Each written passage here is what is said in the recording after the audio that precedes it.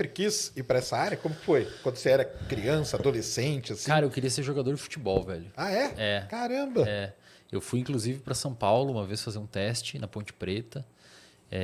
Fui com 15 anos ou 14 anos, eu acho. Caramba, ia jogar lá na Macaca, em Campinas. Campinas, exato.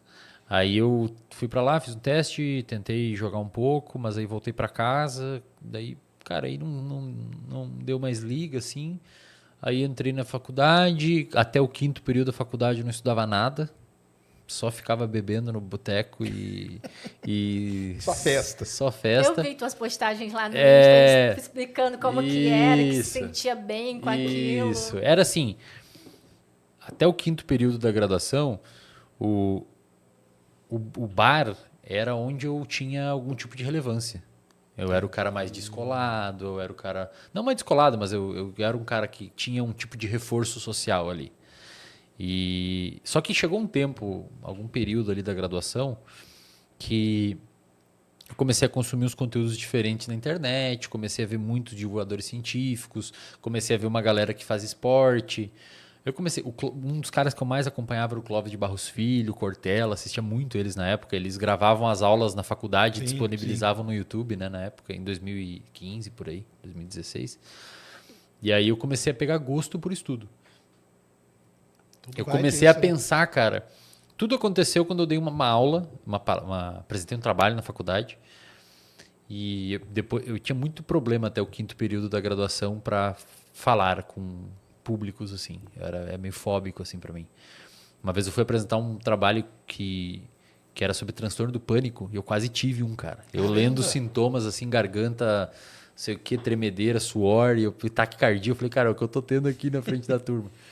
Mas aí eu fui trabalhando isso em mim, fui me expondo mais, cada vez mais, e fui dessensibilizando.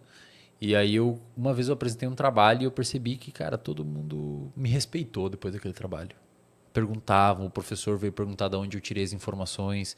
Eu falei, caramba, cara, eu consigo também ter um certo grau de poder estudando. Então, aquela função que a bebedeira tinha foi direcionada para o estudo. E quando a gente estuda uma área da psicologia comportamental, eu vou falando aqui, tá? Se tiver um negócio aí, vocês vão me falar. Embora. Eu tenho uma área da psicologia comportamental que na verdade, é uma filosofia da ciência chamada de behaviorismo. Que o Skinner, não sei se você já ouviu, já teve contato, estudou muito. É uma filosofia da ciência, é uma filosofia do comportamento. Tenta olhar pelo aspecto filosófico o comportamento. E aí você tem a análise experimental do comportamento, que é a aplicabilidade dessa filosofia do comportamento dentro de um contexto controlado de laboratório. Certo. E, obviamente, extrapola um pouco disso para um contexto de clínica, uma intervenção com pessoas. Dentro dessa filosofia do comportamento e dessa maneira de compreender o comportamento, o Skinner e o behaviorismo, de uma maneira geral, fala basicamente que o nosso comportamento ele é mantido ou extinguido devido às consequências que ele gera. Então, por exemplo, se você tem um comportamento que gera uma consequência positiva ou tira de você um problema, ele é reforçado. No caso, se gera uma consequência positiva, é reforçado positivamente. Se retira um problema da sua vida, é reforçado negativamente porque tirou alguma coisa. O negativo é um termo ruim, mas é no sentido de subtrair. Por exemplo, você ganha salário no final do mês. Você pode pagar uma conta com esse salário. Então, você tirou um problema, o salário reforça o comportamento de buscar o salário de novo. Isso aí sabe que a gente usa muito em programação hoje, né? Em inteligência artificial hoje existe uma linha que é, por exemplo, a que as redes sociais usam, que é o Reinforcement Learning. Legal. Que é o aprendizado. Isso aí, cara. É isso aí, velho. É o clique, é o like. Você ganha uma pequena recompensazinha pelo que você faz. E aí o algoritmo, ele gosta, né, daquela recompensa e continua te mandando aquelas coisas. Exatamente isso. É isso que o Skinner falava. O cara lá atrás que bolou. Cara, ele publicou um artigo na Science, cara. É um excelente artigo, assim, pra galera que estuda psicologia. Por favor, chama Select by Consequences, o nome do artigo. Foi publicado, se não me engano, em 1978, talvez, 75, por aí. Publicado na Science, que ele basicamente diz assim: o nosso comportamento ele é selecionado pelas consequências que ele gera.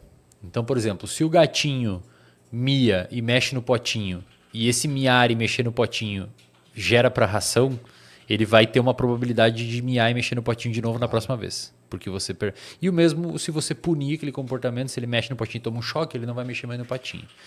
Então, basicamente, a grosso modo, é mais ou menos isso. E eu percebi que o meu comportamento ele era muito reforçado. Eu gosto de falar isso, Sérgio, porque nesse exato momento deve ter uma molecada me ouvindo que tem um comportamento muito reforçado no seu ambiente atual, por conta da bebedeira, por conta de não sei o quê, por conta de fazer besteira. Ali o cara é o máximo, né? E eu queria oferecer uma nova possibilidade de reflexão, que eu encontrei isso no conhecimento, cara. E aí eu fiquei fissurado em estudar, velho. Eu comecei a estudar. Aí eu terminei minha graduação, fui para o meu mestrado, terminei meu mestrado em 1 ano, comecei meu doutorado, aí fiz todos os experimentos em 2 anos, aí hoje estou escrevendo com mais calma, mas estou escrevendo a minha dissertação, a minha tese, e comecei a clinicar, hoje tenho 30 terapeutas, e tem um clube também, que é o Reservatório de Dopamina. Vamos falar disso aí depois. Mas isso aí foi um estalo que deu em você? Foi por causa da apresentação daquele trabalho? Cara, foi assim. O nosso comportamento, ele dificilmente ele tem uma virada. Eu gosto de falar isso pra galera, que o nosso comportamento, ele dificilmente ele é por um estalo. Entendi. Normalmente o estalo é, de fato, o momento que vira. Mas é um degradê. Chegou um momento, por exemplo, que eu estava acompanhando muito canal de corrida. Eu gostava de correr na época. Hoje eu não corro muito, mas eu faço mais musculação, mas na época eu amava correr. Também não tinha dinheiro para musculação, então eu fazia corrida porque era um tênis só e uma bermuda. Eu já estava acompanhando, eu fumava cigarro na época, eu já estava acompanhando os canais de corrida e tipo assim, a galera tem que entender isso porque o ser humano tem um negócio que eu gosto de chamar de síndrome de Jaque. Tipo, já que eu comi um hambúrguer na terça, eu não vou mais à academia a semana inteira. É muito 880 o nosso cérebro. E eu gosto de explicar esse fenômeno porque normalmente uma mudança de hábito é um degradê. Só que existe um ponto de ruptura. Normalmente a nossa atenção é direcionada nesse ponto de ruptura. Só que o que aconteceu comigo?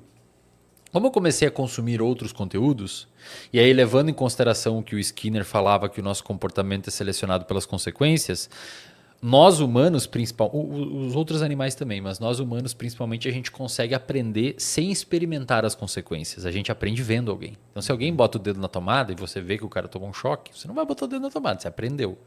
E quando você vê alguém fazer alguma coisa e aprende por meio da aquisição daquela informação e consolidação na sua memória, isso é uma modelagem que acontece no seu comportamento por meio da aquisição de um repertório.